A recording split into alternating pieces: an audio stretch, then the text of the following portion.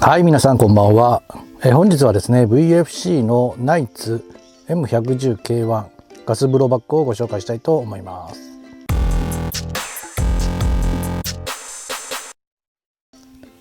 以前より VFC の M110SAAS セミオートマチックスナイパーシステム、こちらがですね非常に気になっていました。 7.62mm のですねライフルを私自身は保有していないので、大きいマガジンで大きいレシーバー、その迫力ある撃ち味の銃をですね一丁は欲しいなと思っていました。またセミオートスナイパーライフルというこのフルオートのないジャンルですね、非常に興味があって、ほぼほぼですねM110SAS こちらの購入の気持ちを固めていました。M110 といえばアメリカ陸軍が採用したH&K 社のですね M110A1 もありますが、US ソーコムがですね M110 のアップグレード版として採用したこの M110K1 が VFC から発売されて、実写がしやすそうなこの特徴あるハンドガードが非常に形状が気に入って、かなり高額で迷いましたけれども、M110K1 の方を今回購入いたしました。2022年バージョンは、ナイツの正式ライセンスを取得した、リアル刻印ということもあって、そのリアルな外装とですね評判になっているリコイルの強さ、それがどんな感じなのかを確かめたいと思っています。またいくつかパーツを装着してですね、簡単なカスタマイズもしてみたいと思います。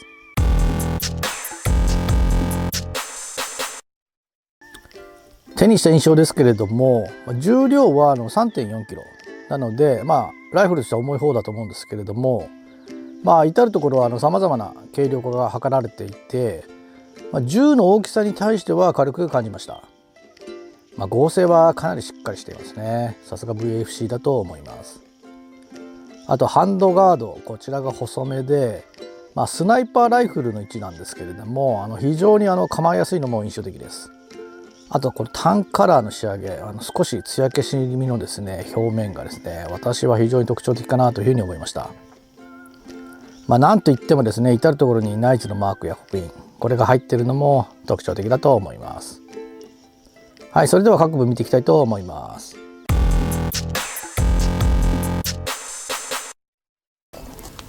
フラッシュハイダーは 7.62mm 弾仕様の迫力ある形状をしたスチール製ですね。このハイダーすごくいいですよね。このピンが、ここの形状ですね。これが、サプレッサー用なんですかね。そういったものも表現されているようです。アウターバレルは16インチですね。この先端のこの黒い部分はですね、スチール製になっています。ハンドガード内部のバレルですね。こちらはナイツ独特のディンプルバレルですね。軽量化と放熱のために凹凸となる形状が特徴だと思います。ハンドガード先端にはですね、こちらガスブロックが、あります。こちらはアルミ製ですね。はい、この中ですね、ガスチューブもちゃんと表現されていますね。このガスブロックの先端、ここの穴ですね。ここから六角レンチを入れてですね、ホップ調整をこちらで行います。はい、フロントサイトとリアサイトともにですね、ナイツタイプのフリップアップサイトになります。はい、フロントサイトにはですね、ナイツのマークも刻印されています。ハンドガードはですね、13.5 インチの URX3.1 が採用されていて、このサイドとですね、下、こちらはですね、軽量化のために一部レールが省かれています。レールにはですね、このナンバリングが彫られています。これも嬉しいですね。アッパーロアレシーバーとも金属製です。この左側の刻印はこの通りになります。このナイツの刻印ですね。こちら非常にかっこいいと思います。マガジンキャッチボタンとですね、あとボルトリリースボタン、これはですね左右にあるアンビタイプになります。これはどちらもですね、はい、スチール製になります。セレクターはですね、セミオートとセーフティーですね、この2つになります。このレバーもスチール製で半微タイプになります。トリガーもですね、はい、スチール製になります。こちらドライファイヤーした時のですね、カツンという音が特徴的だと思います。トリガーガードはナイツタイプのトリガーガードになります。この部分は黒色なんですね。グリップは標準は A2 グリップですね。バッファーチューブ根元ですね、こちらにですね、QD スリングホールがあります。 M110SAS とは大きな違いであるこのリトラクタブルストックですね。標準ではクレーンタイプになっております。右側の刻印はこの通りです。刻印は M110 共通ですかね。はい、こちらにボルトフォワードアシストノブがないアッパーレシーバーになっています。これダストカバーもですね、スチール製になります。マガジンの相談数は実銃と同じ20発になります。こちらテーブが斜めになってる、狙撃タイプというんですかね。あとこちらこのテーブですね、こちらはスチール製になっております。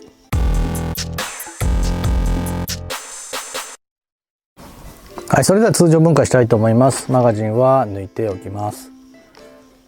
こちらはですね、ここのテイクダウンピンを抜いていきたいと思います。はい、ピンを抜くとですね、この通りアッパートロアに分解できます。はい、こちらがチャージングハンドルですね。非常に長いですね。こちらチャージングハンドルはスチール製ではありません。こちらボルトはですね、シルバー色で、非常に大きいですね。さすが 7.62mm 仕様ですね。このボルトのキャリアキー部分ですね、こちらはスチールですね。あとボルトストップがかかるこの部分ですね。はい、こちらはスチールパーツで補強されています。機関部はですね、こちらハンマーとかですね、あとバルブノッカーとか、内部パーツはほとんどがスチール製だと思います。あと銃とは関係ないんですけれども、このマニュアル非常にかっこいいですね。これアメリカ軍のオペレーターマニュアルを意識しているようです。あとこれ個体差だと思うんですけど、私のはですね、これでボルト締めようと思っても締まらないんですね。こちらのピンも外して合わせないとですね、どうもこのボルトがきちんと前には行ってないんですかね。実写はそんな問題ないと思うんですけれども、このままはできないので両方外してから元に戻すようにしています。